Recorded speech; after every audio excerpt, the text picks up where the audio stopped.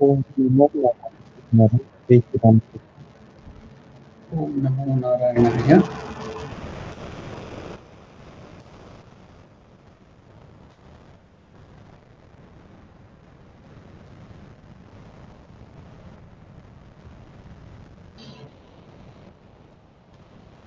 We'll begin the session with a prayer.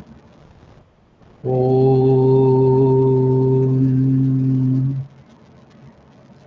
Sthapakaya cha dharmasya sarvadharmasvarupine avatara varishtaya Ramakrishnaya te namaha. Namaskar to all of you. Now, we have completed the life of Adbhutanandaji Maharaj. From today, maybe for one or two sessions, we will see into the reminiscences of Swami Adbhutananda. Swami Adbhutanandaji Maharaj or Latu Maharaj has told so many things, and devotees who were there had recorded all that thing. Recorded is in the sense not the tape recorder or the digital recorder, but it was written down. So it was written down, jotted down in the book, and we have so many things in the form of reminiscences of Latu Maharaj. He is reminiscing about the devotees, about the temple in Dakshineshwar and Ramakrishna, and so many other wonderful things of other direct disciples. So let us go through the reminiscences of Latu Maharaj or Adbhutanandaji about different people. So it will be wonderful. So many good things are there. All these days we have studied the life, we have analyzed it, and we got so many good things, spiritual things out of it. Now we will go through the words of Latu Maharaj, the memory, the reminiscence of Latu Maharaj about other different people. So that will also be giving a lot of peace, a lot of wonderful spiritual light. Most of the time here, he'll be telling many things about Ramakrishna. So the Yuga Avatara, so by which we will be remembering God, we will be remembering so many secrets of spiritual life. So without any delay, let us go through that. So now let us see what Swami Adbhutanandaji Maharaj or Latu Maharaj is telling about different people.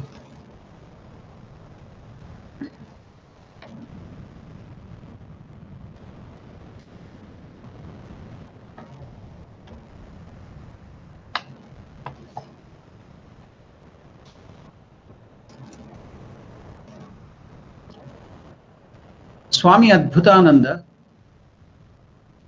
or Latu Maharaj, from the time he joined Master Sri Ramakrishna at Dakshineshwar until Sri Ramakrishna's Mahasamadhi, giving up the body, Latu was almost constantly in attendance on Sri Ramakrishna. So Latu's reminiscences of Sri Ramakrishna therefore have a special value in their wealth of detail and insight. Let us enjoy that reminiscences, the memory, the wonderful sayings of Latu Maharaj, because so many secrets which are not there in the gospel, which are not there in the great master, in the life of Ramakrishna, so many new things can be found here. So we will enjoy, explore all those things and enjoy the spiritual gems in the form of reminiscences of Latu Maharaj. It was 11th March. Now all that is being said here, you should note. It is the words of Latu Maharaj or Adbhutanandaji is telling.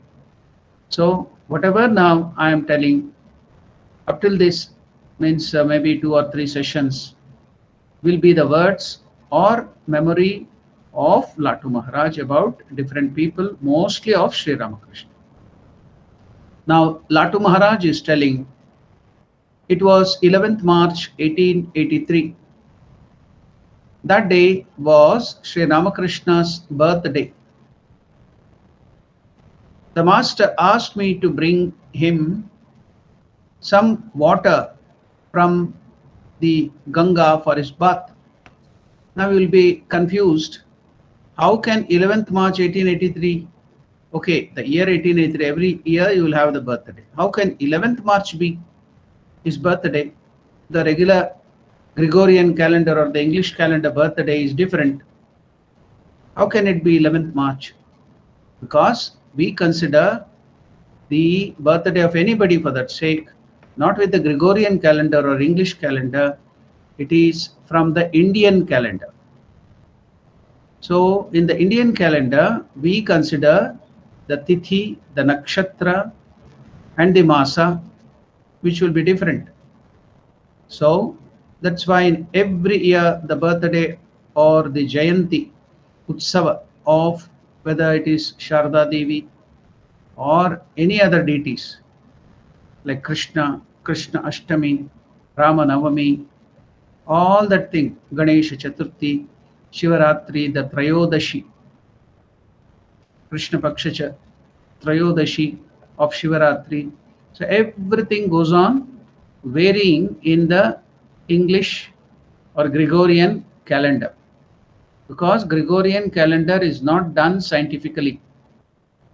It is just mechanically it will be counting.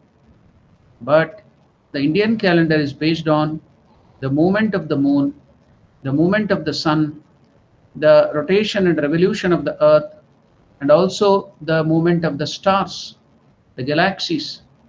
So they have gone up to that. So they calculate the time accordingly. But the Gregorian calendar, maybe it was done with the help of the Indian calendar, is very, very mechanical. It doesn't depend upon the movement of these things. It is just based on Roman calendar of that time, that too not fully. So now that's why the dates goes on changing according to Gregorian or according to English calendar. So it was 11th March 1883. It was Sri Ramakrishna's birthday. The master asked me, now here, who is this me? Latu. The master asked me to bring him some water from the Ganga for his bath. He took his bath with one pitcher of water and afterwards went to the Kali temple. Now, Ramakrishna doesn't need to take bath in Ganga or Ganga water, because for us, if you take bath in Ganga water, then it will purify us. It will remove us of all the sins. Then why is Ramakrishna doing that? To show all of that, how sacred is Mother Ganga, and if you take bath in that water, all your sins will be purified. So to create faith. So Ramakrishna used to tell, if Parabrahma Swarupa, that is the highest Lord, Godhead, Parabrahma is the Paramatma or the Nirguna Nirakara Parabrahma, formless, attributeless God. That is called Parabrahma, the highest manifest. It's not manifested, the highest God as it is, as he is. So now, if he takes the form of liquid or water, Ramakrishna should tell that is Mother Ganga. Then if Parabrahma Swarupa can take the form of dust or mud, it is the dust or Charana Raja of Vrindavan, touched by the feet of Lord Krishna. If Parabrahma Swarupa, the highest Godhead, can take the form of rice, Anna, that is Puri Jagannatha Kshetra Anna Prasada. So what is this Puri Jagannatha Kshetra Anna Prasada? The Puri Jagannatha Kshetra Anna Prasada is the rice offering to Lord Krishna or Jagannatha there in Puri. After that, because many people cannot go to Puri Jagannatha in those days, even now you see in South Africa where I am now situated, People have so much of desire to go to their motherland, that is India, but opportunities are very less. You can see that you have to spend so much of money and time and go there. So how can you go to Puri Jagannath? In those days in India, the traveling was on land. You could have gone on horse, or you could have gone walking, or on the bullock cart, and it would be very difficult. You have to cross so much of forest land and dry area in the sun, in the rain. So it was very difficult. See now, father of Ramakrishna, Kshudirama Chattopadhyaya, he started from Kamarpukur on foot, walking. So all the way, he might have carried some little money or some food, but how long will it last? He was walking all through from Kamarpukur to Kashi, Varanasi, maybe 1,000 kilometers.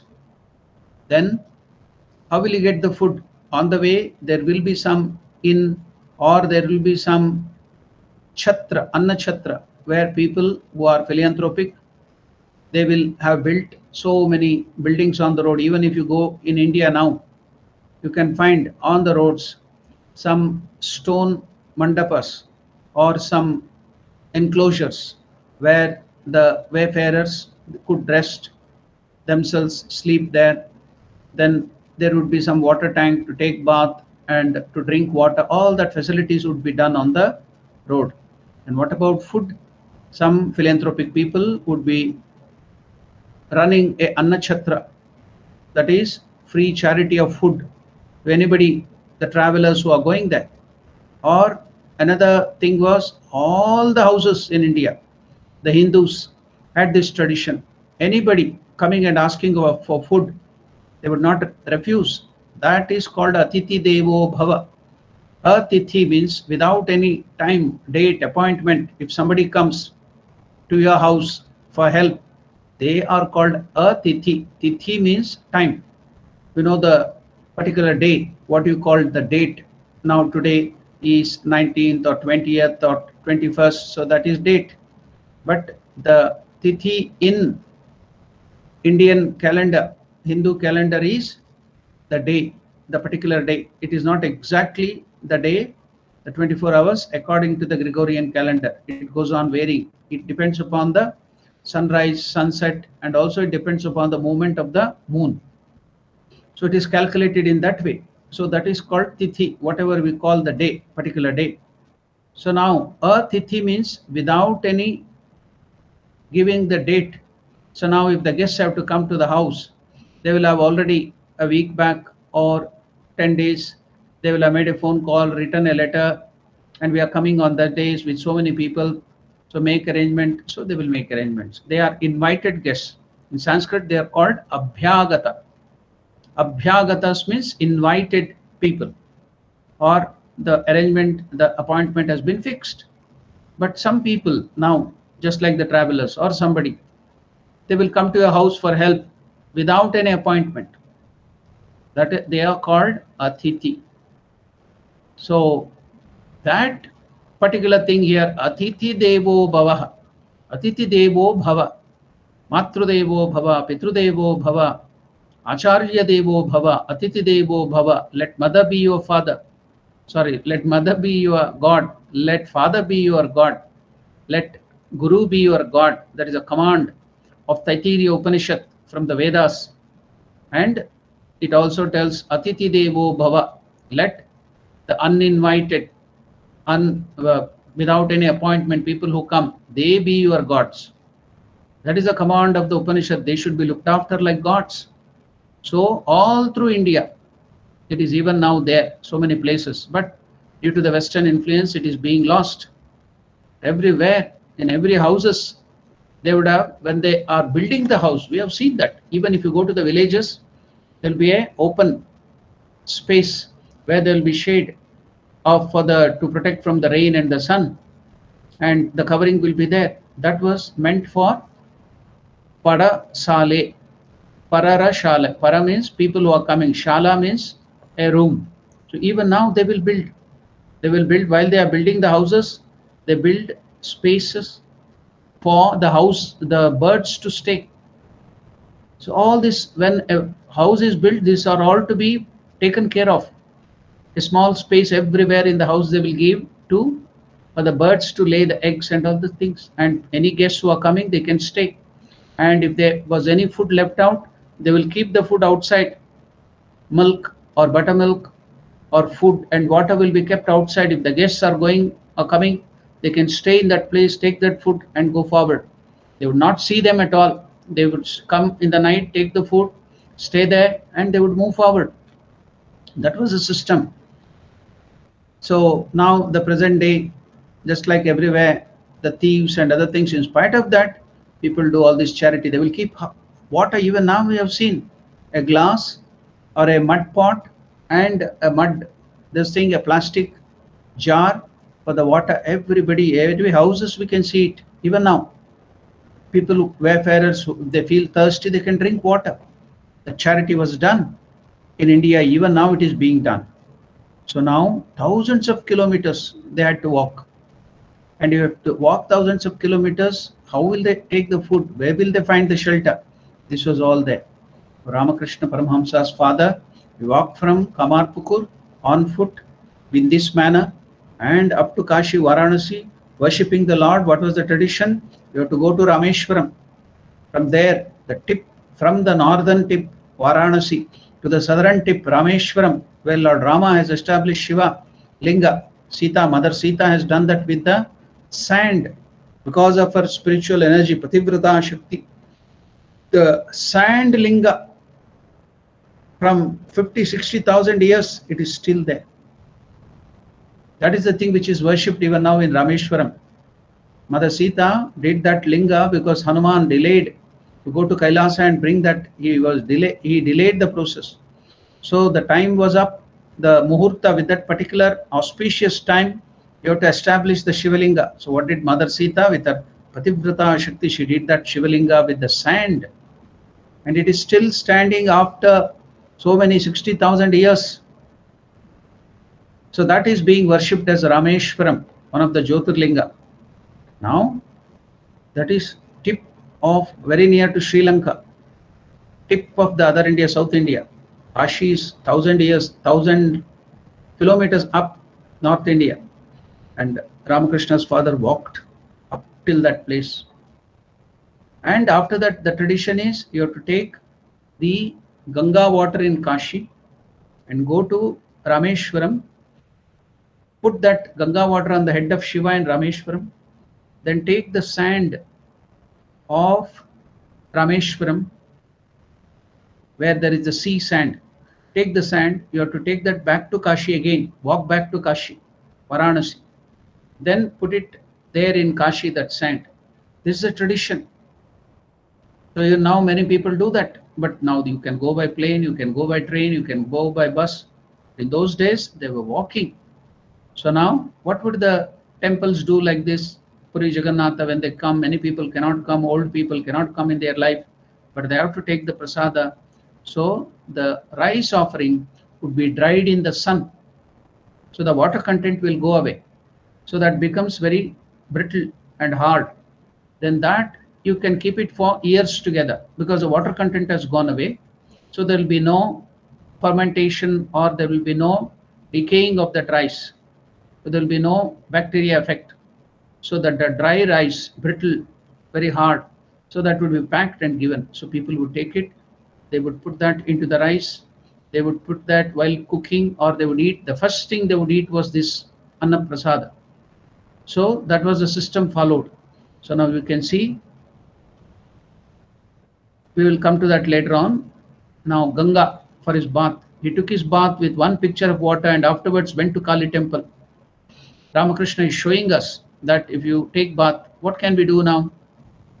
You can bring from Ganga just a small bottle or some thing of Ganga water. Then you can mix it with the water you drink every day, one drop. Then the whole water will become like Ganga. Then you can consume that. You can, even while taking bath, you can put one drop of Ganga, one drop. or touch with your finger and touch that, that becomes Ganga, whole water become Ganga. Then you can take bath and you are purified, because it's a matter of your thought, your attitude. So when you take bath, I'm now taking the bath in Ganga and my sins will be gone. Whatever you think, you become. And you take a drop of Ganga and put it into your drinking water, cooking rice or whatever, little one drop, then that becomes purified. So if you take that, you'll be purified. Your sins will be gone. If you have that thought, then your sins will be gone. Whatever you think, you become. So that was the way psychologically, the placebo effect. The doctors, when they give the medicine, that medicine, it may not be the correct thing, but the sweet words of the doctor gives the suggestion, this is a very good medicine, you will be cured. So because the mind will take that auto suggestion from the doctor, if they have faith in the doctor, and they will be cured of the disease even if it is a wrong medicine. That is called placebo effect. So like that, our Hindu religion has made all these wonderful suggestions by which, if you are thinking, yes, my sins will be gone, and it is also reality. And Ganga. So Ramakrishna is showing us, he himself taking bath in Ganga, though he doesn't need that, he should be purified, but it is he's showing that for us. And suppose you can't get Ganga, thousands of kilometers, now I am here, so I can't get Ganga, what shall I do? So there is one more thing, the mantra is there with the Ankusha Mudra, this is called Ankusha Mudra. Then you dip it into the water where you want to invoke, then tell the mantra, Om Gange Chemune Chaiva Godavari Saraswati Narmade Sindhu Kaveri Jalesmin Sanidhim Kuru. All the Sapta great rivers in India which are making that area the pilgrimage site, Ganga, Yamuna, Gange Cha Yamune Chaiva Godavari Saraswati Narmade Sindhu Kaveri Jale Asmin Sanidhim Kuru, that all that sacred rivers come and assemble here. So they will come when you pray. That mantra is there. So Ganga will also come. All the other Sapta, 6 rivers, the 7 sacred rivers. So Ganga, Yamuna, Godavari, Saraswati, Narmade, Sindhu, Kaveri. All that will come and assemble in that wherever you take bath or wherever you do with the mudra or even just do the mantra. So you can bring Ganga there also. So these are all the wonderful tradition of India, the Hindus, wonderful suggestion, the positive thoughts. And we are giving up all those things and going behind the Western thoughts and always having miseries and problems and so much of bad things. Never mind, it will come back again. That wonderful tradition of Hinduism will come back again and spread all over the world. It is happening now. Let us see then what is Ramakrishna showing us. Latu Maharaj is telling, he took his bath with one pitcher of water of Ganga, and afterwards he went to the Kali temple. Some of us had to work in the kitchen on that birthday of Ramakrishna. Between 100 and 150 people had their meals at Dakshineshwar. Whoever had come to see Ramakrishna on his birthday, they all had their meals. More than 150 people during that time. Between 100 and 150 people had their meals at Dakshineshwar on that occasion. And whatever was left, now you cannot predict how many people will come. No appointment, no WhatsApp, no phone, no cell phone, no, not even the trunk call, not even the telegram at that time, the British era. Postcard with the stamp was just introduced at that time, postal system. So the post to come there and reach, it would take so many months, so many, even the post letter to come there or the card to come there would take so much of time. So how will you know how many people are coming? When you are sending the invitation now, there will be a, is that term called RASP, RSP or something like that, they tell here. So they will press that button or they will tell we are coming. So you will come to know how many people will come to the program. Accordingly, you can plan for the food. Now here in those days, how will they plan? So more than 150 people have come. So they will have prepared more food. Now what will you do with the extra food? They will not waste it. They are very frugal in a good way. What will they do? They will go and give it to the poor people. It will not be thrown. What is the now present generation? They will put it into the dustbin. They don't have the patience to go and distribute it to the poor people. They throw it away. You know how Mother Sharda Devi would do when she was living in Kamarpukur or any other places?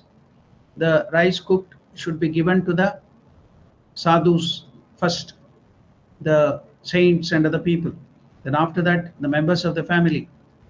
The second important thing. Then after that, if it is still remaining, it is to be distributed among the beggars, human beings. If that also, even after that there is food, then Mother Sharda Devi would give it to the animals. Even after giving it to the cows, if there is still food left, it would be given to the dogs and other animals, cat. Then after that, even if it is still remaining, mother would not waste that food. She would go and put it to the lake or the pond, the water body, reservoir, where the fish and other things would eat. So in this way, the food and other things would not be wasted, it would be managed. This is the tradition of India. Mother Sharda Devi used to do that. She was also the avatar of the Divine Mother, and she would not waste anything. She would do this. And see, now 150 people had come. The remaining food, the extra food, whatever was left from the meal was distributed to the poor people. Manamohan Babu, why am I explaining all these things? We have to have the patience to do all these things. We should not waste food. We should be always giving it to the poor people. Then you will get lot of punya if you do all these things. So do not waste even a drop of or a grain of food. Utilize it properly.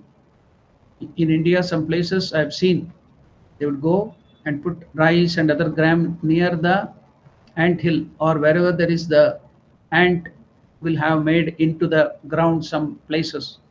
So they will go and put some rice there for the ants, for the birds, for the animals. They will make at every village point corner some place with a stone enclosure. Water will be stored in that for the cows and other animals, dogs to come and drink. The birds also can take it. Even now in the villages we see it. They do it. So don't waste water. Help the animals, help the birds during the summer when they don't get water. It's so hot. Then keep some water for the animals. Then every day after going to take bath in the Ganga or other places, we have seen even now sadhus, they go to this thing, take bath. After that, Holy Mother, mother used to bring water in that tumbler, or that what do you call that metal lota or handa or whatever they carry it, she used to bring. And on the way, she used to pour that water to all the trees and plants. Holy Mother used to do. Even now many people do that. They go take bath. After that, it's everyday tradition. They will water all the street plants. So in that way, if everybody is watering, and the plants will grow, and that will protect the whole environment. Mother used to do that herself. So these are all the traditions in Hinduism and Indian culture. We should practice it. So now, on that occasion, Latu Maharaj is telling, whatever was left from the meal was distributed to the poor. Manmohan Babu bought a kirtan party. So the bhajan party came. Manmohan Babu bought a kirtan party from Konnagar. So they came with the musical instruments. And just like in those days, I don't know whether harmonium was there. So different musical instruments were bought, the percussion instruments, then the stringed instruments, and then the singers, good singers were there. And the master also sang with them. Let us see, this is how the birthday is to be celebrated, taking the name of the Lord. What do? You bring the cut and cut that cake. On that there will be candle lit, and instead of lighting the lamp, they will put off the candle. What an irony. On the birthday, you have to light the lamp and bring in light. You put off the candles or put off the lamp, and that too how? Blowing it. While blowing it on the cake, so what will happen? The spittle will fall on that cake. While you are blowing it, how much time you will blow to put down that candle? All the spittle will fall on the cake, and that will be given to all people as their prasada. So all the other people should eat that spit. And this is the wonderful tradition we follow. And if they have COVID or if they have any other disease, the disease will spread easily. And you tell you are so scientific and Western this thing. Is this scientific?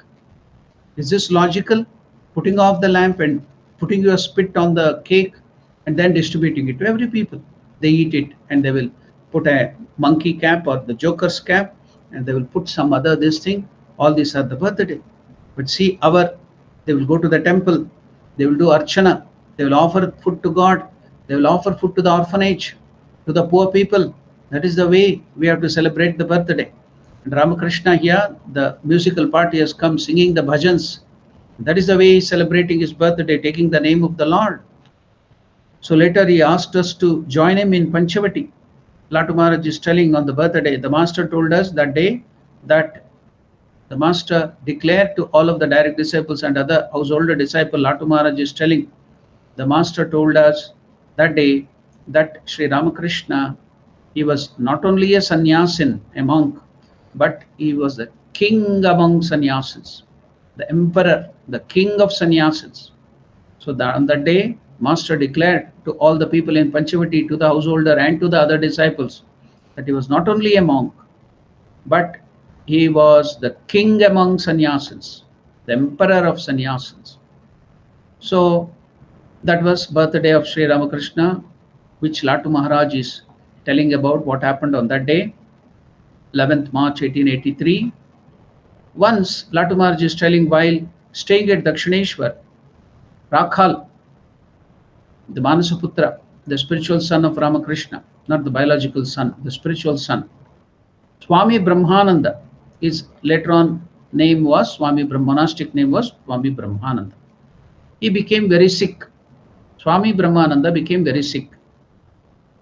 So the master told him, what did he tell? Take this prasad of Lord Jagannatha. Just now we discussed the prasad of Jagannatha, the rice offered to Lord Jagannatha in the shrine. So much of pots and pots of rice will be offered to the Lord. Ramakrishna had seen when offerings were kept in front of the mother, rays of light would come from the eyes of Divine Mother, and it would touch all the prasad arranged there, and it would take the best portion of it and make the prasad. It would convert that food into prasad. Master had seen that. While he was offering and doing puja, he could see the rays of light would come when offering was set and the mantra was done. Rays of light would come from the Divine Mother's eyes, and it would touch all the food, and it would convert that into prasad. And sometimes Ramakrishna also saw that Divine Mother would come and take all the prasad and taste it. So now when offered to Jagannatha there, so the rays of that beautiful Lord's eyes will come and touch all the thing, and it is converted into prasad. Now it has that power of the Lord in it as the prasad. So what is it told in Bhagavad Gita? Prasade sarvadukkanam hanirasyopajayate prasanna chetaso hyashuhu buddhih parivatishtate. What is prasada? Prasade sarvadukkanam hanirasyopajayate.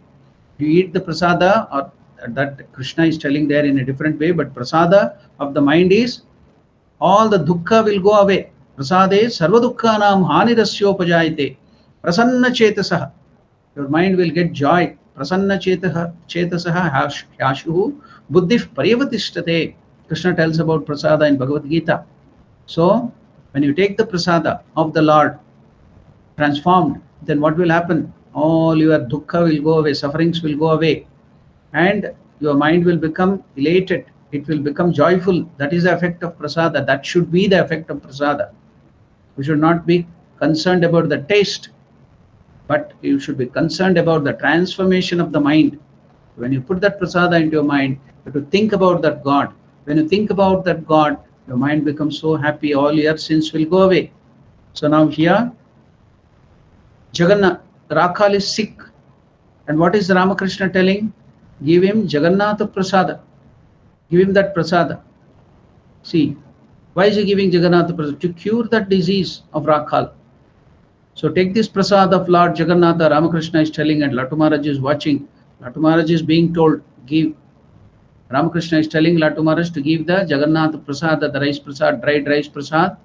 So just one grain of it, put it into his mouth. Then his disease will be cured. Take this prasada of Lord Jagannatha, then you will be all right.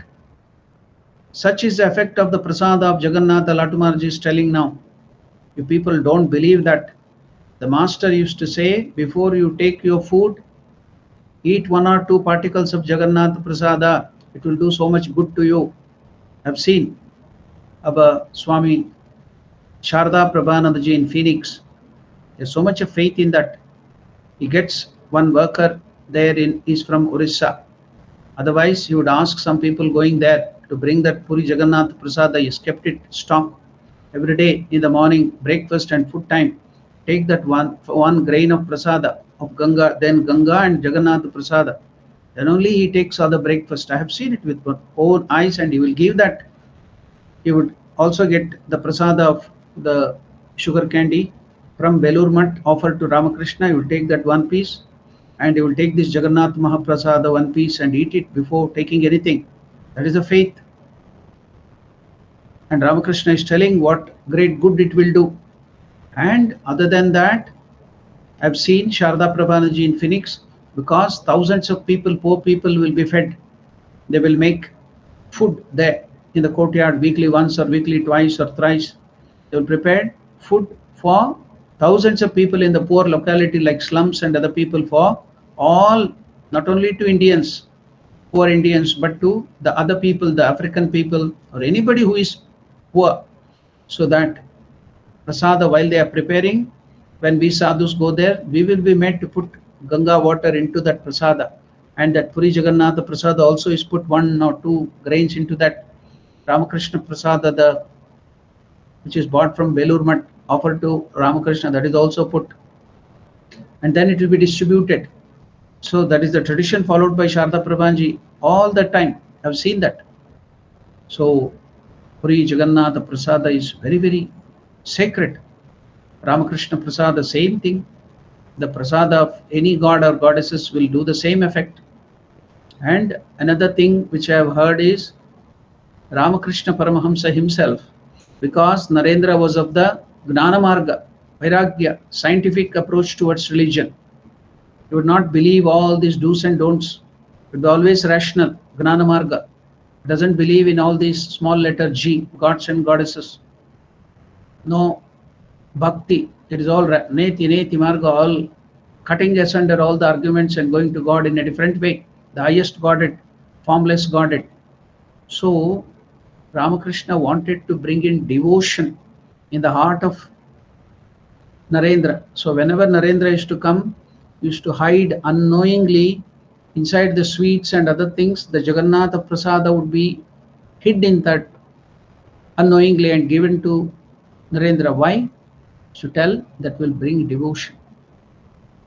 Eat the Jagannatha Prasada, you will get devotion, bhakti. Many people ask me the question, how to increase my devotion? Here Ramakrishna has shown. Eat the Prasada, your devotion will increase. Whatever deity's Prasada, you offer it to Lord and eat it. And if you have Puri Jagannath Prasada, wonderful, your devotion will increase. That's what Ramakrishna has told.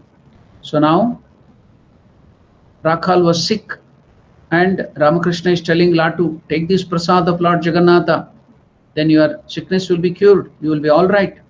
Such is the effect of prasad of Jagannath, our Latu Maharaj is telling. You people don't believe that. Latu Maharaj is telling all of us, you don't have faith in it, people don't believe that. Ramakrishna has shown us.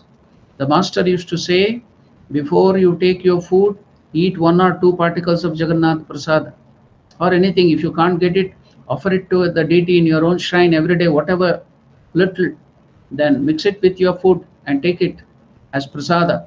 That will do wonders. It will give you devotion. It will purify you. So that incident is over. Now Latu Maharaj is telling about one celebration which is called Dashera. Dashahara, not only of that Durga Puja, there is another Dashera here in Bengal. What is that? A special celebration in honor of Mother Ganga, river Ganga. So on that day, they will make a platform on the river that at that particular time, river will be in spate, it will be coming up. So they will sit, make a platform with wood or something on the Ganga, they will sit on that and they will do puja to Ganga. How will they do? Worship Ganga with Ganga water, with flower, with fruits and offering, everything, whatever we do to the image. On that day, they will do the puja to water Ganga itself, sitting on the river of Ganga. So that was a special celebration in honor of Ganga. The master asked us to offer worship to the Mother Ganga. He told Rakal, who was living with him, Swami Brahmananda, then a young boy. He asked Rakal, "O Rakal, Mother Ganga is a living goddess. She is not just H2O, hydrogen 2 molecule, and oxygen 1 molecule combined together, H2O becomes water. According to science, she is not just some chemical water liquid, but who is she?" Ramakrishna is telling Mother Ganga is living goddess. She is a living goddess. And today, on this special day, one should worship her. At that time, Rakhal, a young boy, adolescent boys, they don't have faith. They will be always doubting everything. So Rakhal did not regard Ganga as a goddess. And as the master knew this, he knew the mind of everybody. He knew that he didn't have faith or bhakti towards Mother Ganga. So Ramakrishna is telling Mother Ganga is living goddess and today one should worship her. At that time Rakhal did not regard Ganga as a goddess, and as the master knew this, he told him, one day while I was walking near the embankment of Ganga, as a young person, as a youth, I too had this doubt about Ganga. I didn't believe. Ramakrishna is telling in his youthful days, I too did not believe that Ganga was Mother Goddess. So I had that doubt about Ganga. So one day while I was walking near the embankment of Ganga, I had a doubt. Ramakrishna himself had a doubt, and he is telling it to Rakhal, and at that time Latu is also present. So Latu is telling this. Ramakrishna is telling, I had a doubt about Mother Ganga. And what was that doubt? Is Mother Ganga truly a goddess? At that moment, immediately, I heard the distinct sound of the conch, shankha, somebody blowing that conch. So some call it conch, some call it conch. Whatever might be, that's a shankha. So at that moment, I heard the distinct sound of the conch coming from the middle of the river. Gradually the sound came nearer and nearer, and I saw a boy traveling across the water, blowing a conch, and a goddess was following him. This vision, the moment Ramakrishna had this doubt, immediately the Lord gave him this vision. We explained that vision now. The conch, the sound of the conch or shankha was heard from far off. Then it became closer. It came closer and closer. Then Ramakrishna had the vision. Across the river, on the river, a boy was blowing that conch and walking on the river, and one divine goddess was following that boy. So following him, this vision dispelled all my doubts about Mother Ganga. Then I started completely having faith. We can't have some visions at this time, but the words of Ramakrishna can dispel all our doubts. That's why Ramakrishna has taken this avatar and come down, and he is playing all this Leela to give us faith in whatever the Hindu scriptures tells us. So that vision dispelled all my doubts. I started believing that Divine Mother Ganga is living goddess. Rakhal was amazed to hear this. So we have heard that. What is that? The vision of Ramakrishna. What is that vision? At the moment I had a doubt, is Mother Ganga truly a goddess? At that moment I heard the distinct sound of conch coming from the middle of the river. Gradually the sound came nearer and nearer, and I saw a boy traveling across the water, blowing a conch, and a goddess was following him. This vision of Mother Ganga dispelled all my doubts. The moment Ramakrishna would have any doubt, immediately the Lord or the Divine Mother Kali would give him a vision and make him to get the faith. Why? Is it for Ramakrishna? He doesn't want. For us to show what is the reality, all these visions for us to help us to get faith in our own religion. So that vision dispelled all my doubts is Ramakrishna telling that after the vision. What is that vision? This vision of Sri Ramakrishna corroborates the mythological story of how Bhagiratha brought the Ganga from heaven to earth in order to save his departed ancestors. You know the Sagara's 60,000 children were burnt to ashes at Ganga Sagar, where Ganga meets the ocean or the sea. So now there was a Kapila Maharshi's ashrama. Kapila Maharshi lived there. He was a great yogi. Now all the 60,000 children of Sagara came there in search of the sacrificial horse, Ashwamedha Yaga horse. Indra thought that if these kings do this yaga, if they get more punya, then they will take away the position of Indra and my thing will be lost. So he stole that horse and tied it in the ashrama of Kapila. Kapila was in deep meditation, in the sleeping posture. So there the horse was tied. So all these 60,000 children of Sagara, they came and saw the horse there. They thought that this Kapila Maharshi was sleeping there. It was not sleep, it was Yoga Nidra. He was the one who stole it. So they all came rushing, shouting at him to kill him. So he opened his blanket, or he opened his eyes and saw them. They were coming to kill him. He just looked at them, stared at them. And all that 60,000 children of Sagara were burnt to ashes. So their ashes fell. They were in a state of limbo. They can't go to Pitraloka, they can't go, there is no progress, spiritual evolution to go forward. So now Sagara tried, the father, what was the remedy? You have to bring the sacred river of Ganga from the solar orb or from the heaven to the earth. So then only if that river passes on the ashes of these dead people, 60,000 sons of Sagara, then they will be liberated. Their sins will be pardoned, their mistake will be pardoned, and they will get liberation. So now Sagara tried, his son tried, his grandson now, or great-grandson, Bhagiratha, also to liberate his ancestors. Many people tried, they were not successful. But Bhagiratha, he went there to the Himalayas and he did tapasya to get Brahma, the creator. Brahma, after so many years of tapasya, thousands of years of tapasya, was pleased and he came there, Chaturmukha Brahma, the creator. And what is your desire? Why are you doing so much of tapasya austerity to get me? Then he told him, I want Mother Ganga, who is in the heaven or the solar orb, to come down to the earth and flow on the ashes of my forefathers. So then they will be liberated. Brahma granted that boon and made Mother Ganga to come down. And she started falling.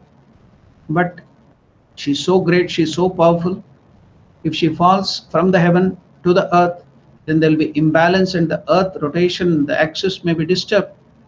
You know, recently I read about China has built a dam, maybe Shanghai River or I don't know which river, but it has built a very huge dam. And that is the biggest reservoir on this earth. So much of gallons of water. So much of water is there in that reservoir. Because of the weight of that water at one place, it is moving the earth, the orbit itself a little. That is the weight of that reservoir artificially built by the China. Then what about the Mother Ganga falling from the solar region or from the heaven to the earth? So it will shake the earth. So to protect the earth, you can't do that. That only can be done, the control, the Ganga can be controlled only by Lord Shiva. So you have to do again tapasya to please Shiva and request him to withhold or to control Ganga. Then again, after thousands of years, again Bhagiratha had to go and do tapasya to get Lord Shiva, please Shiva. And Shiva was pleased. All that did tapasya and other things he did on the bank. There, if you go to Himalayas, it is called Gangotri. That stone is also preserved there on which he used to sit and meditate. If you go to Gangotri, you can find. Then, when Shiva was pleased, when he requested Shiva to control that Ganga and then allow that to flow on the earth, Then Shiva told, okay, I will control it. He opened his jeta. He has that matted lock. It will be locked up there. He opened it, all that jeta. Then he stood there waiting for the Ganga coming there. The Ganga is flowing down. So because she had that egoism, see, I can shake up the earth. Now I will fall on the head of Shiva and shake him up, push him and make him fall down. While looking at that Ganga coming down, Shiva could understand the mind of Ganga. Told, okay, come, come, I will break your ego. So when she came and fell on the head of Shiva, instead of Shiva being moved, he just locked her up in that matted locks. Then she couldn't find the way out of that locks of Shiva. She was flowing and flowing and flowing Ganga inside that matted locks. She couldn't find her out at all for many years. Then again Bhagirath had to pray to Lord Shiva, please let her. Then slowly, without affecting the earth, he allowed Mother Ganga to fall from the head locked there in a small pattern. That's why you can see even now Shiva sitting there and Ganga is flowing from his head.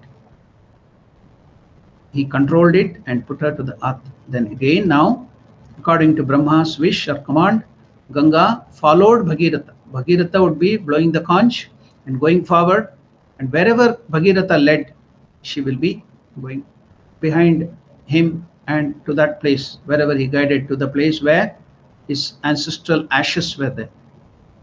So that happened thousands and thousands during the Satya Yuga, Bhagiratha's period after Sagara.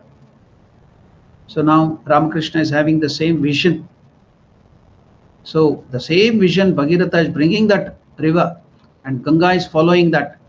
So that this vision of Ramakrishna's corroborates the mythological story of the Purana. It is given in Ramayana and many other Puranas also there are. The story of how Bhagiratha brought the Ganga from heaven to earth in order to save his departed ancestors.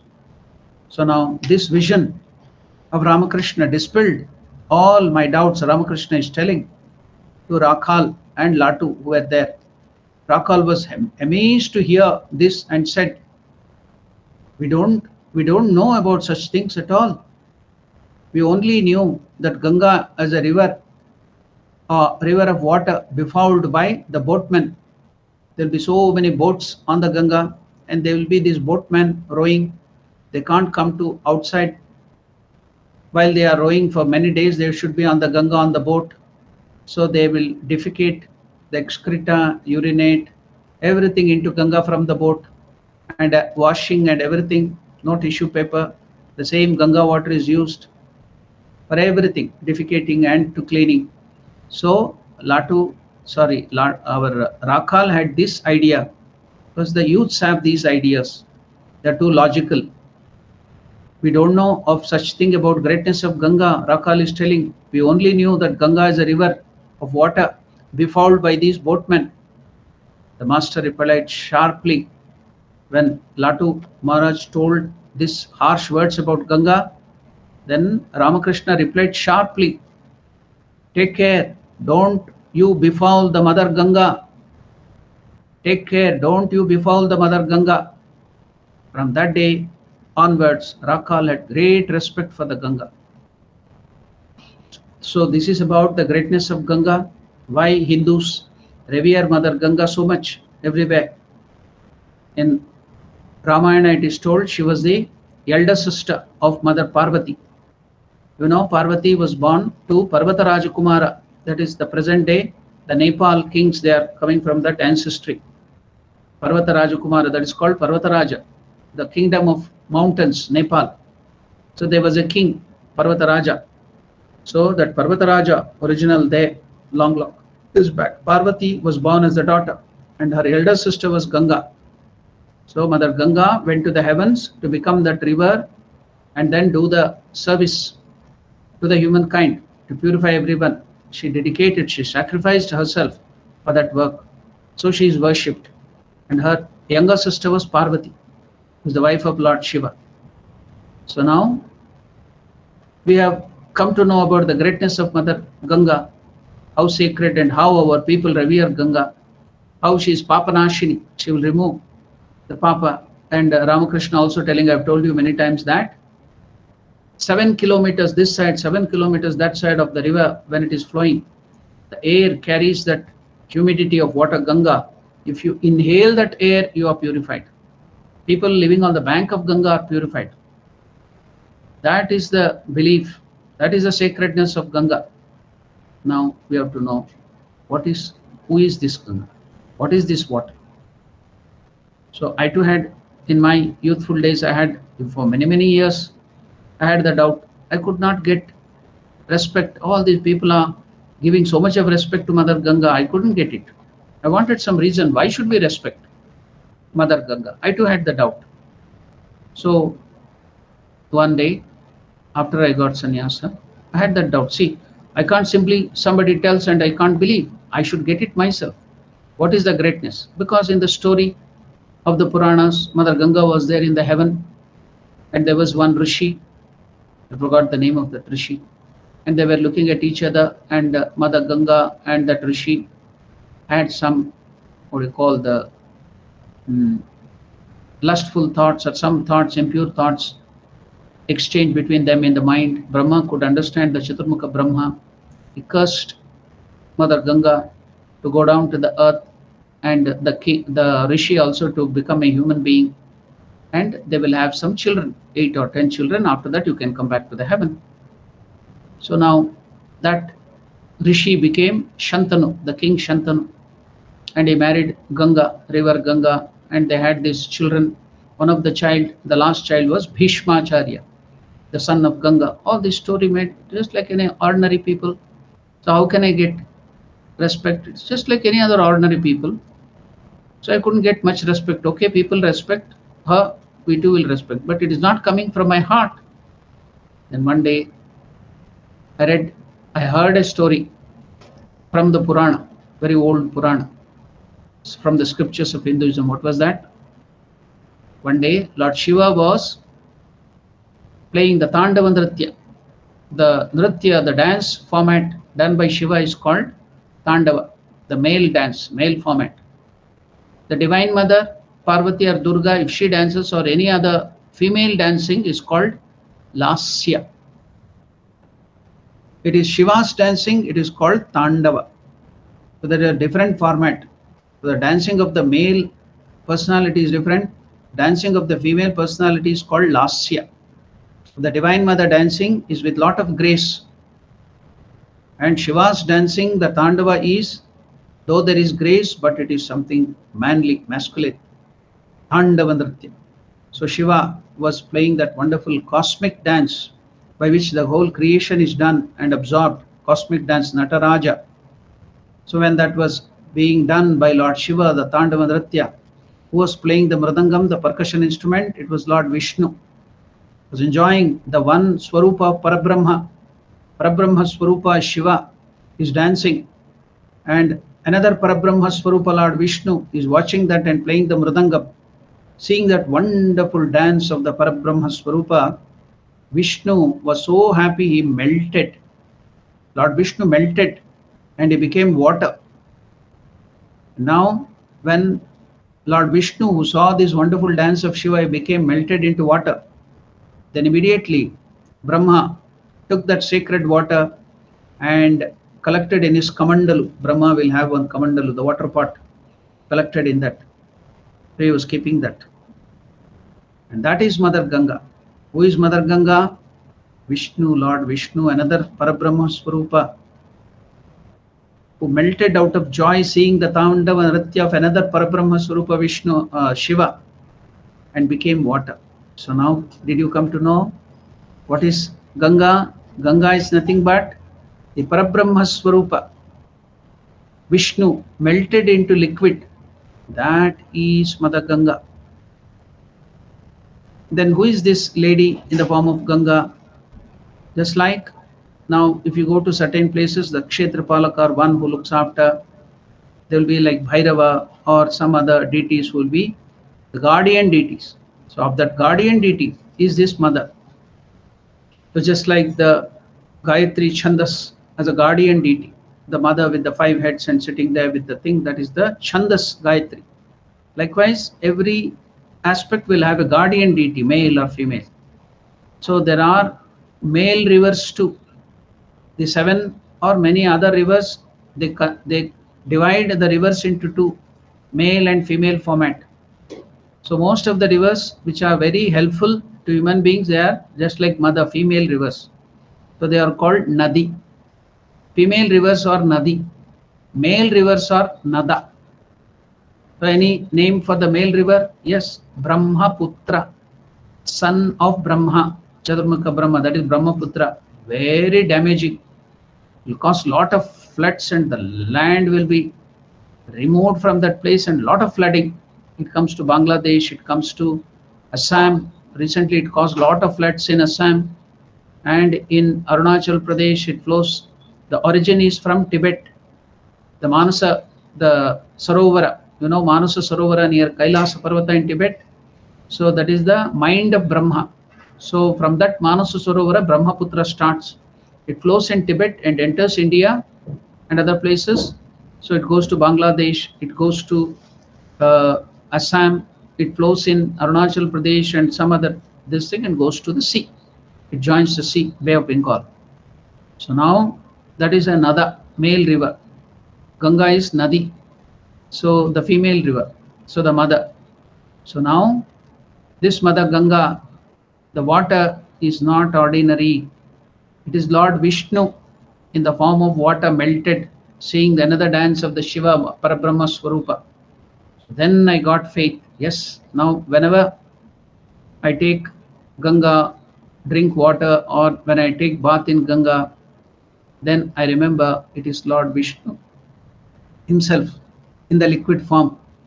Lord Vishnu melted. So much of joy you get, isn't it? So I wanted some such thing and I got it. And I was so happy. That is Mother Ganga, greatness of Mother Ganga. So that is about Mother Ganga, which Ramakrishna was telling here. And Latu Maharaj is narrating all that thing. Then another incident. What is that? Latu Maharaj is telling that was also the first year of 1883 that I attended the festival at Panihati. So that Panihati Krishna temple is so popular because Lord Chaitanya Mahaprabhu had visited that. It was established there by a devotee, a disciple of Chaitanya Mahaprabhu. And Chaitanya Mahaprabhu had visited that place, so it is very sacred. So Ramakrishna, many years he went to that place during that special celebration, the Jatra or whatever the special celebrations there once in a year. So that year he might have gone there many years, but in the Gospel and in the Great Master, the other year, that is the 1885, has been recorded. Now Latu Maharaj is telling about the year, the first year, that was also the first year, 1883, that Latu Maharaj attended. Ramakrishna might have attended many fair in that place in Panihati. So, but Latu Maharaj, as the attendant of Ramakrishna, he attended in 1883.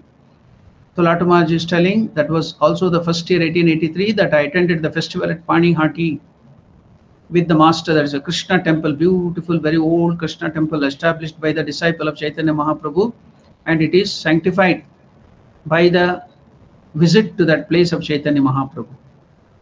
Another avatar Purusha. So Rakhal, Bhavanath and others went in Rambabu, that is Ramchandra Datta, was the owner, master who had bought and kept our Latu Maharaj as his servant in the house. So Rambabu in his carriage, Rakhal, Ramakrishna, me, that is Latu Maharaj, Bhavanath, and others went in Rambabu's carriage. So Rambabu's carriage meant Rambabu also, that is Ramchandra Datta, will also have come. Many other devotees of Master also attended. It's on the bank of Ganga. You have to go backwards. It's on the bank of Ganga. So many other, you have to go a little away from that temple. It's not near the temple, you have to go a little away. Many other devotees of Master also attended. Navadvip Goswami was also there. A great, at that time, a saint, and he was also a disciple of Ramakrishna, household disciple. Navadvip Goswami was also there. And Master suddenly began to sing with him. All of us were startled to see Master go into Bhava Samadhi. So is to go to that. Now Nirvikalpa Samadhi is different. Bhava Samadhi is the Samadhi merging in the God with form, with devotion. That is called Bhava Samadhi. So Ramakrishna entered into that Bhava Samadhi many times. Latu Maharaj is telling all of us were startled to see Master Ramakrishna going to Bhava Samadhi. So when in Samadhi, his breathing stopped, his face, eyes, even the palms of his hands reddened. Now, why does the breathing and everything stop in Samadhi?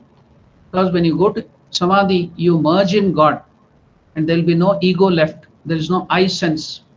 When there is no I, when there is no ego, yesterday there was a question about what is ego. So when there is no ego, when there is no I, then what remains? Only God in you. So what will this, all this body and other organs work for? It is working for the master, the false master I, ego. Now when that false master I is not there, whom will they work it for? All our karmas, all our good and bad karmas, whom will they go and catch hold of? They can only catch hold of the ego. They cannot touch God. So everything stops. When you are in Samadhi, breathing, the lungs, the heart, the pulse, everything will stop. So now here, Ramakrishna's breathing stopped in that Bhava Samadhi because ego is not there. Perfect self-abnegation. It is merged in God, in Bhava Samadhi. All of us were, Latu Maharaj is telling, all of us were startled to see Master going to Bhava Samadhi. His breathing stopped. His face, eyes, even the palms of his hands reddened. Seeing him in this ecstatic mood, many people rushed to take the dust of his feet. Now Latu Maharaj is telling, we were in a dilemma, we were the attendants, we have to look after Ramakrishna. They will come and they will start touching the feet of the Lord, Master, and he may fall down or something may happen. So these were protecting him. So Latu Maharaj and other people. So all were trying to come, rush to take the dust of the feet of Ramakrishna. Thousands of people were there and there may be stampede. So Latu Maharaj is telling, all of us were in dilemma. Everybody wanted to touch the Master, and though we forbade them, they ignored, they pushed us. So there was an uproar. Now Ramchandra Datta was the master of this Latu Maharaj. So whatever he tells, he has to follow. But here Latu Maharaj disobeyed. What was that? Ramchandra Datta said to me, Leto, don't try to stop them. Let the people touch Ramakrishna, touch him and be blessed. But Latu Maharaj disobeyed his master, but I didn't obey him.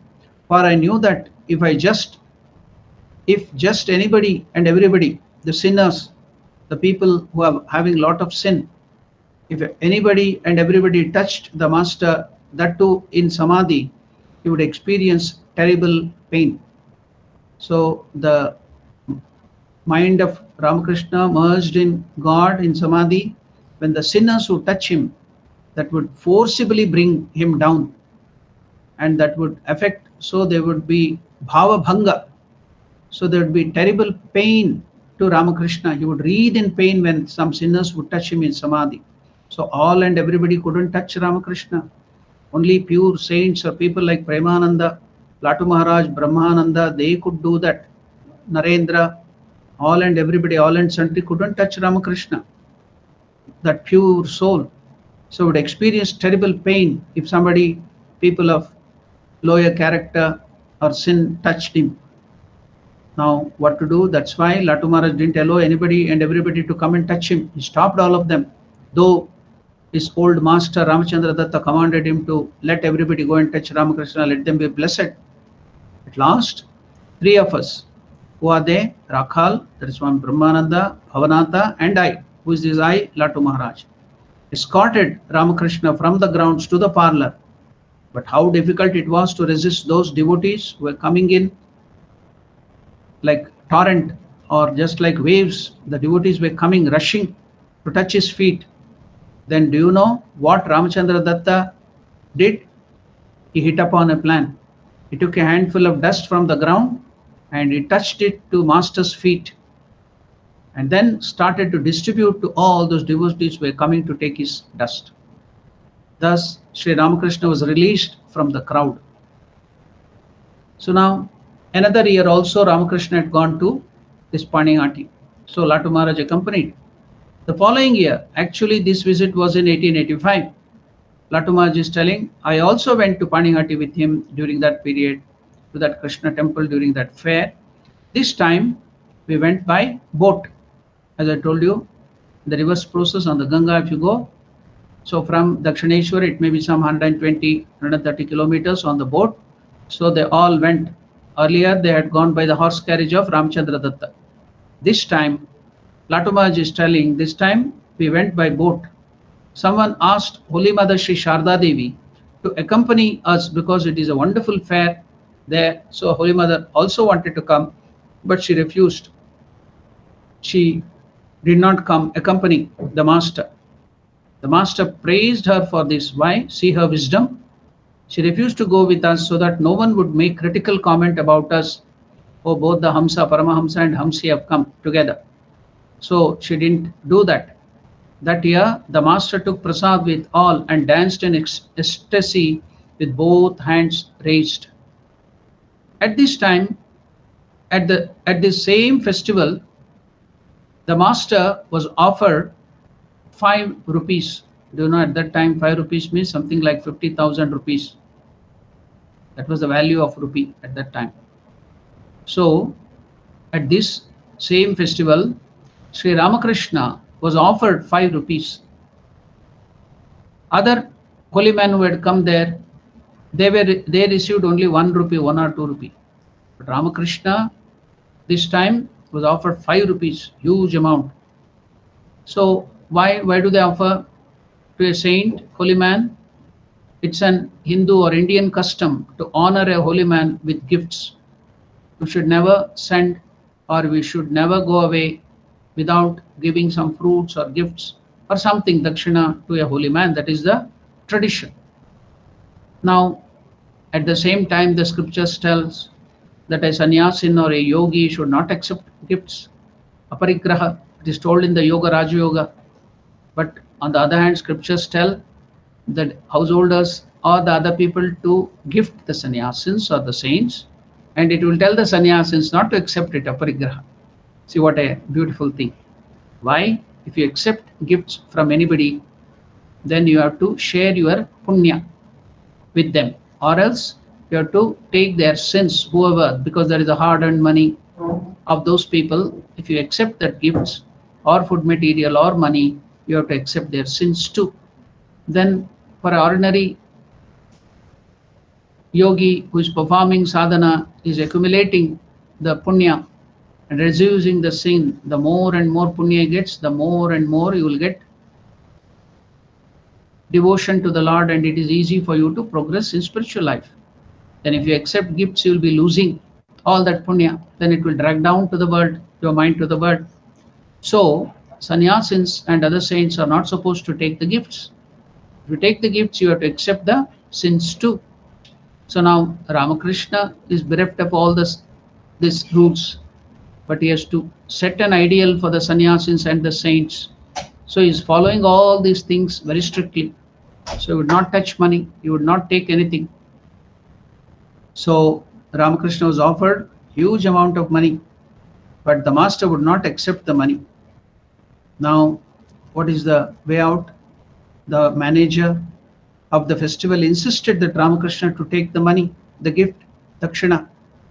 But Ramakrishna would not accept, even when one Marwadi,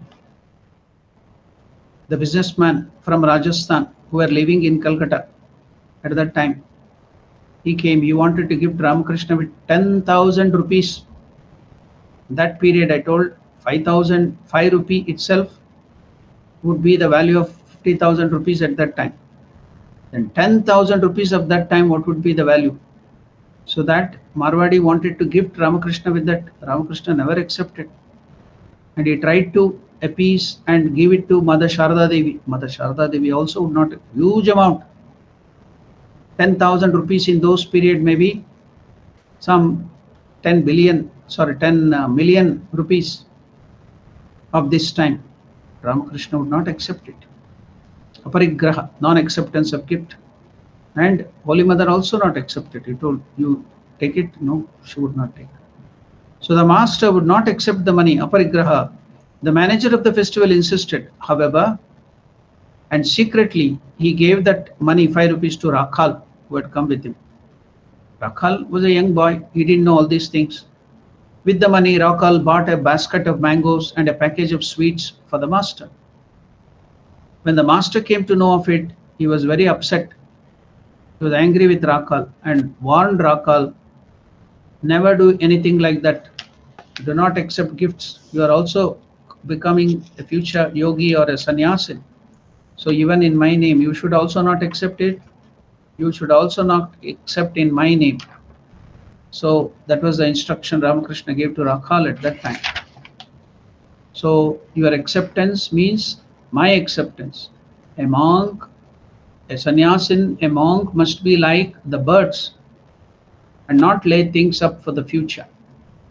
So why? You should be completely dependent upon God for security, not for the life insurance, the property, the gold, the money should not be your security. You should be the security of a saint or a devotee, only God. So you should completely depend upon God.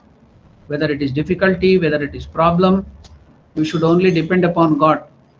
So that was what our scriptures are teaching, for the dependence, complete dependence upon God. So Ramakrishna is adhering to that. He doesn't want to follow all those things, but to show us the path, to be an ideal. See how much the avatara has to take the difficulty. He has to set ideal for everybody, the householders, the sannyasins, the devotees, the yogis, as an ideal brother, as an ideal son, as an ideal husband, as an ideal sannyasin. So much of ideals. Every moment they have to be very careful, alert, and set in the ideal. Not even single mistake can be committed by them. So do you know that avatara, coming down of the earth, coming down of the Lord to the earth, avatarana, is not an easy matter.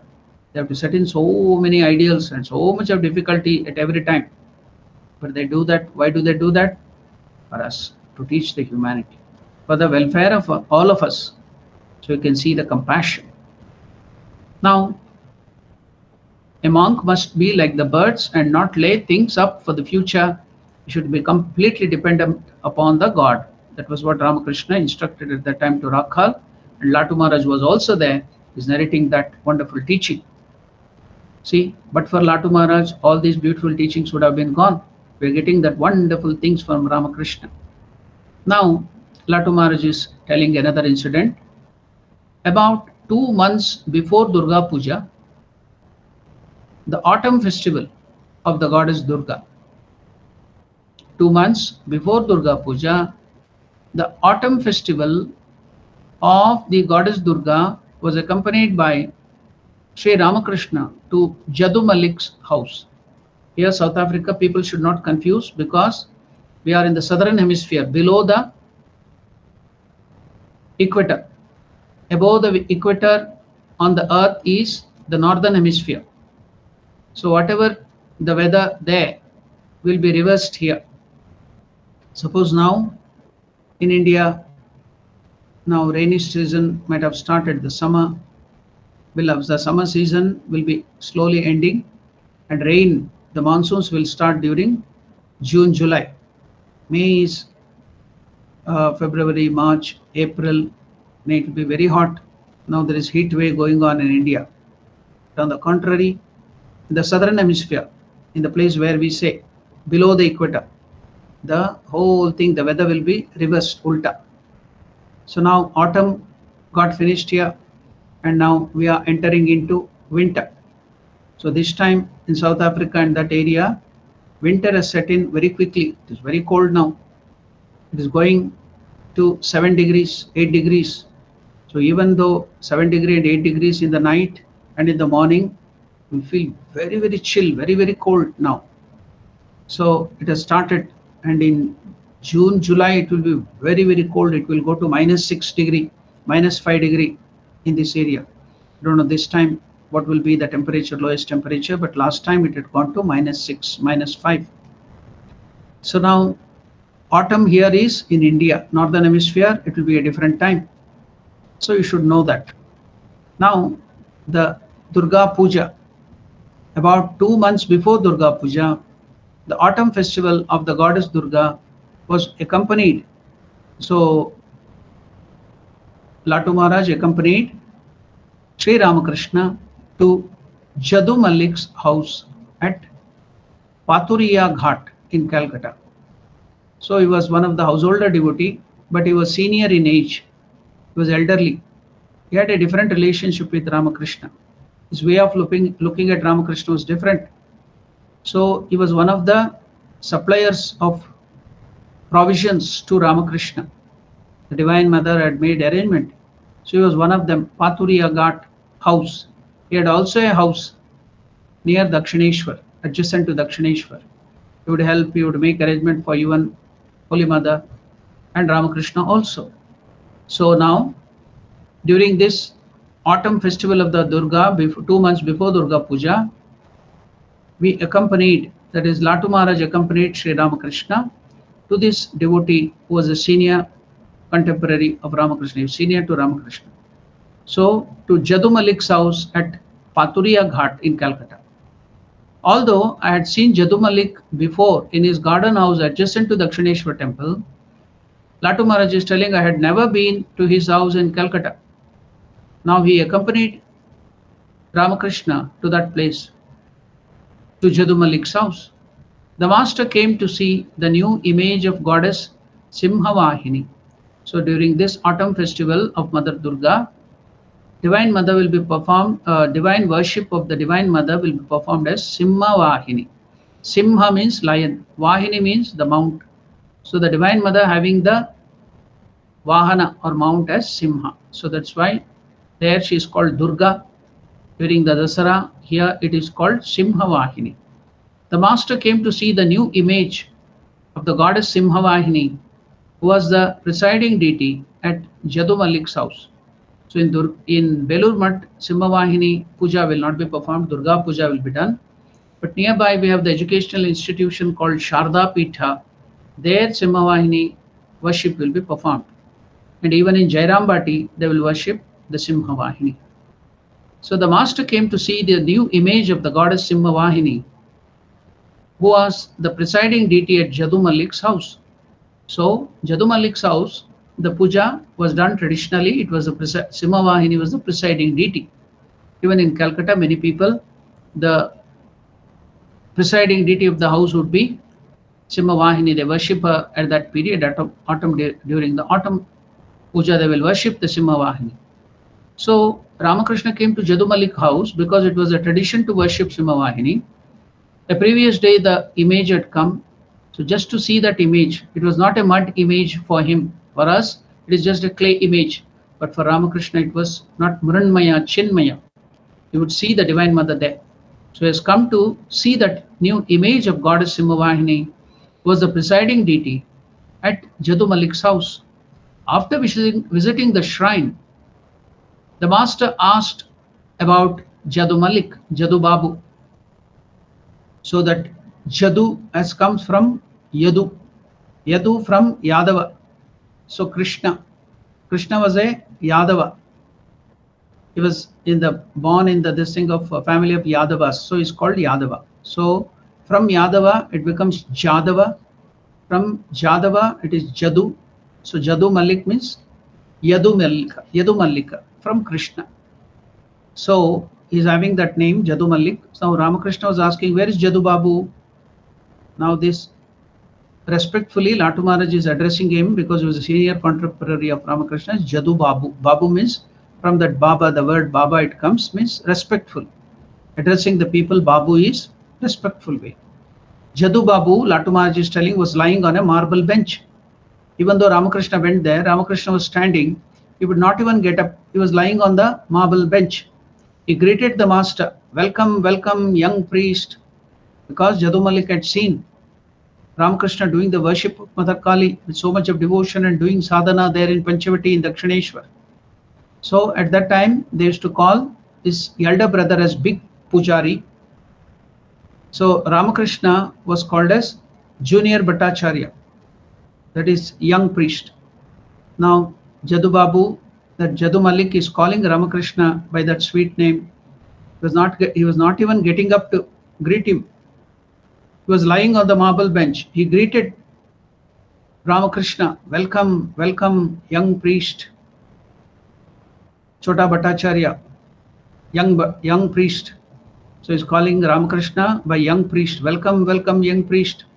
You don't come, see how casually he's talking to Ramakrishna. His attitude towards Ramakrishna is different. You don't come this way very often anymore. But since the Divine Mother, Simhavahini, is here in my house, you remembered us, is it? You have come to my house. Now you are not frequenting my house. Only because Divine Mother has come, you have come here, is it? Why don't you come to our house? So he's so casually talking to Ramakrishna, and Ramakrishna is yet standing. He is lying down on the marble bench. In reply, the master said, what type of a man are you? Mother has come here to your house and you didn't let me know. You never told me, invited me. So Ramakrishna is also talking to him casually. Now, to which Jadu Malik replied, young priest, I have never met a man so well informed about the mother as you. Jadu Malik replied, Latu Maharaj is hearing all that conversation. She arrived yesterday, just yesterday, and you have already come today. When have I had the time to send the news to you? All right, said Sri Ramakrishna smiling. Now please, at least for some of the, ask for some of the prasads, mother's prasad to be bought. It would not be auspicious. If I return away not taking anything, then it will not be auspicious for your house.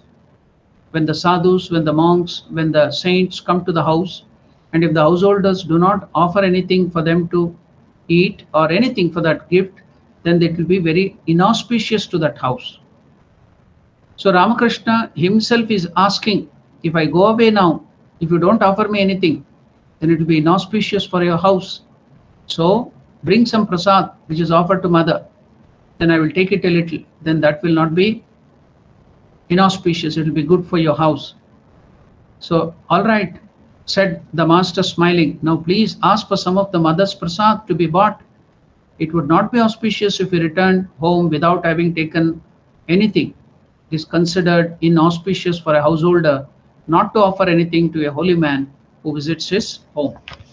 So, we are learning so many things from the reminiscences, from the words of Latu Maharaj, because he has seen, he stayed with Ramakrishna for many, many years.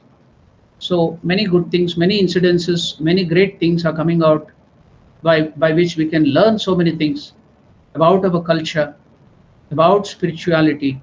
So let us continue to do that in the future classes. I think today is Friday, so we will be having this again on Sunday and Monday. So we will continue the reminiscences, the teachings of Latu Maharaj. So that is wonderful. We are learning so many things. Earlier we studied the life. Now we will study all these great reminiscences of Latu Maharaj. So we will stop our conversation here. Almost we are in the completion of the time. We have another 2-3 minutes. If you have any questions, if you have any doubts, you can ask me. Any questions? Any doubts?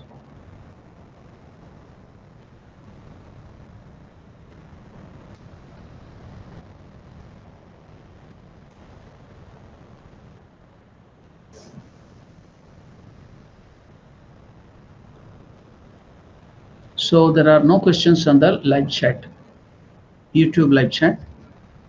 So if there are no questions on the Google Meet, then we can conclude with the prayer. Om Priyatam Pundarikakshaha Sarvayagneshwaro Harihi Tasmin Tushte Jagat Tushtam Prinite Prinitam Jagat Harihi Om Tatsat Sri Ramakrishna Arpanamastu. Thank you. Namaste. Om Namo Narayanaya.